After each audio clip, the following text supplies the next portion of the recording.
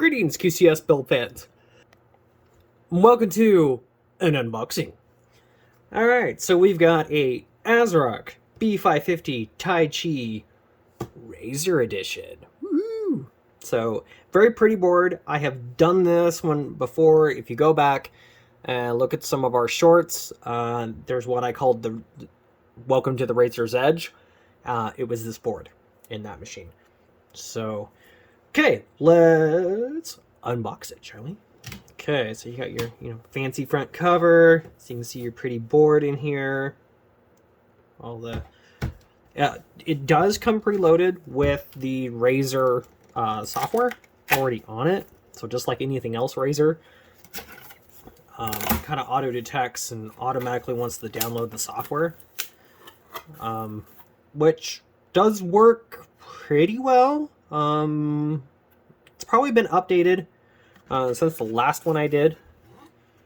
So, alright, so we're going to pull this guy out, and then this will pull out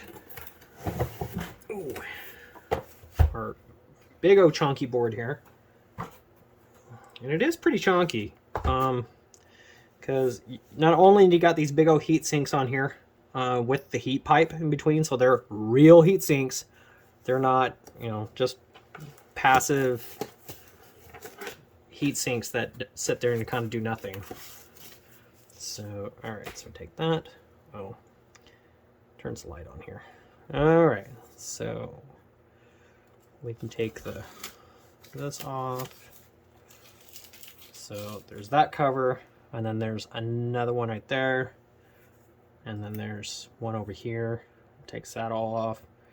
So on this board, we got AM4, 4 slots, USB 3, front panel USB 3 Type-C port, and another USB 3 that's on a 90. And then we've got 2 fan headers, RGB, A-RGB, RGB, A-RGB, 2 more fan headers down here. We've got our diag, segment display, reset, and power, just like you do with all your Taichi boards. Let's see, we've got a fan header here. We've also got another fan header here. So all the fan headers on the planet. Dual 8-pin headers, which is a crazy amount of overkill. Even if you put a 5950X, well, the only thing that would even come close to using up that much power is if you put a 3950X in this. Because the 3950 will pull about 220, 250 watts overclocked. So, yeah, I guess if you had a 16-core Zen 2 chip, I guess it would kind of make sense. Clear CMOS button. You've got your PCI Express 4 M.2 slot under this guy, and then I know there's one more for sure under this guy, and I think that's it. I don't think there's another slot. Anyways, all right, so then let's see. I'll clip our zip ties here.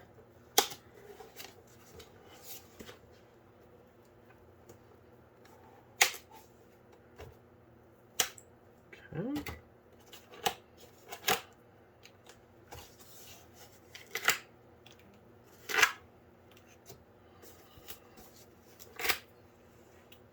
Just like that. Alright, now we can get a good look at our I/O.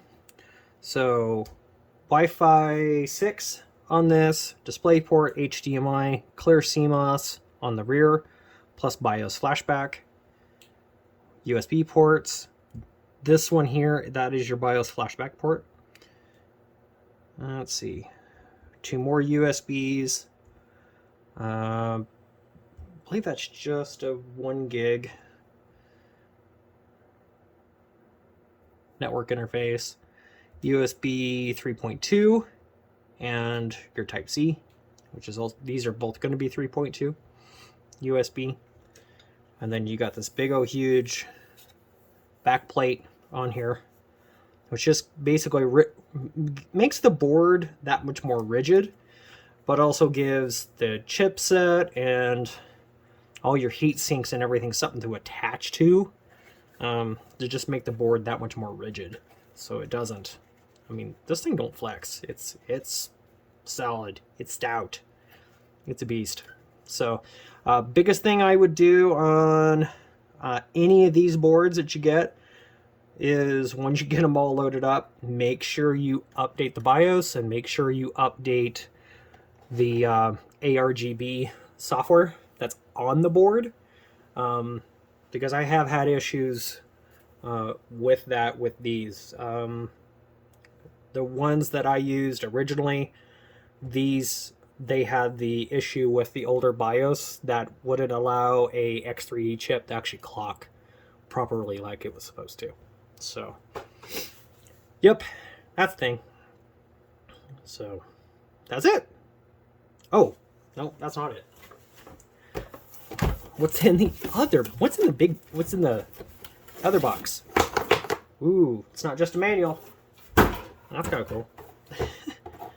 Alright, so then, alright, what do we got? We've got, that's our software setup guide. Let's walk through all the BIOS stuff. And we got our disk. We got our ASRock, powered by ASRock sticker in there. That's our manual, which this will give us a full breakdown of the board, memory installation, all that kind of fun stuff. Expansion slots.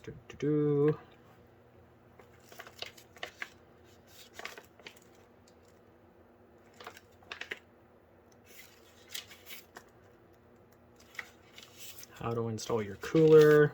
Let's see. I'm specifically looking for the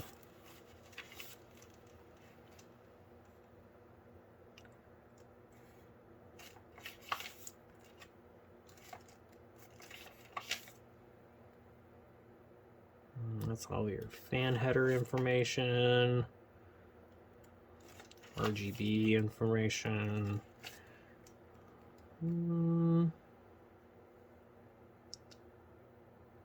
Okay, so that's your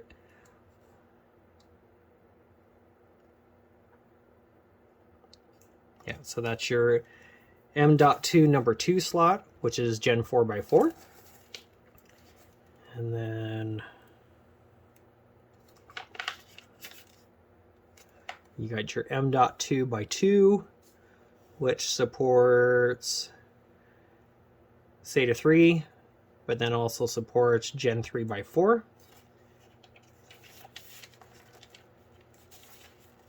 And yep, that's it. It doesn't, okay, that's what I thought. It doesn't have a third one in there. So I believe if you go, well, if you go the X570 version of this board, it would have that extra slot in there. So, but that's also because the chipset's got more lanes. So, okay, there's that. SATA cables. It comes with its own screwdriver to take the covers off. That's cute. Because they are they're Torx, evidently. I would say that's probably a, I'd say that's probably either a T6 or a T8. I would say it's probably a T8 Torx on that. Oh, yeah, see? T8. Look at that. I got calibrated eyeballs. That's good. So, well, that's handy. Oh, that's got its own little screwdriver. Nice. And then your shark fin Wi-Fi antenna, M.2 screw, M.2 standoff, M.2 screw, and an M.2 standoff. And more ASRock cable wraps. Those are actually pretty good cable wraps. I like those. So they're a little thick as far as width-wise, and so depending on your case, sometimes they're kind of hard to route, but otherwise, no, they work really well. Okay.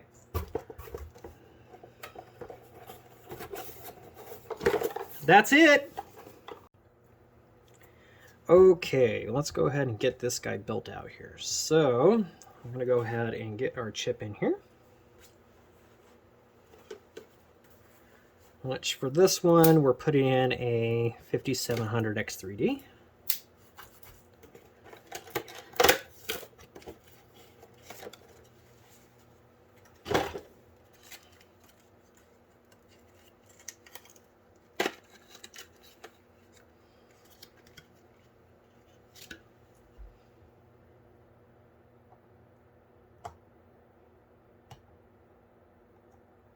Just like that. That's the easy part. Alright, we're going to stick our RAM in here.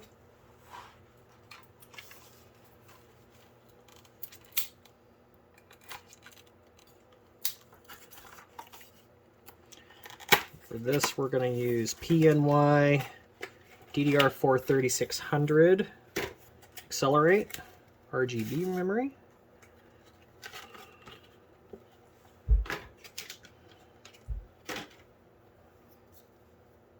It's actually a pretty cool looking memory when you get it all lit up. It'll go really well with this board as far as the aesthetics go. So, okay, and then we got our team group MP44L, which is a Gen 4 NVMe 1 terabyte SSD drive. And this is pretty ideal because this gives us Gen 4 speed without paying for like Samsung Pro or some of the other like super high-end SSDs. These are actually pretty solid. So okay. Alright, so we're going to take our little ASRock T8 Torx driver that comes with the board, and we're going to unscrew our header, or our cover. It does feel like these are captive screws, so you shouldn't have to worry too much about losing them. Oh.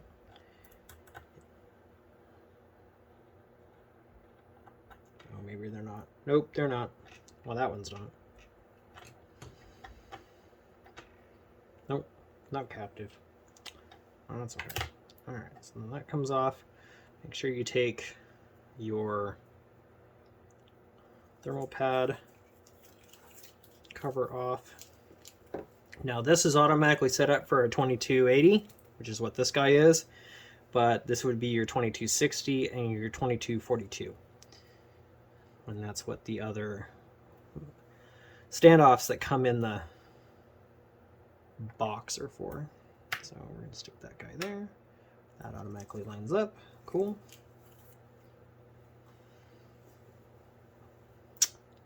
And we're just going to drop that right back on there like that. Pretty easy. Nothing too fancy. Oh, that is magnetic. Nice. Way to go, ASRock. Well, I guess if you spend enough money on a board, they actually give you like some cool things that actually work with it. That's cool.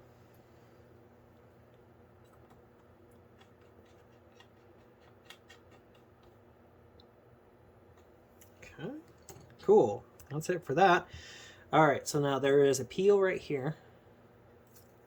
Take that one off. There's a peel here.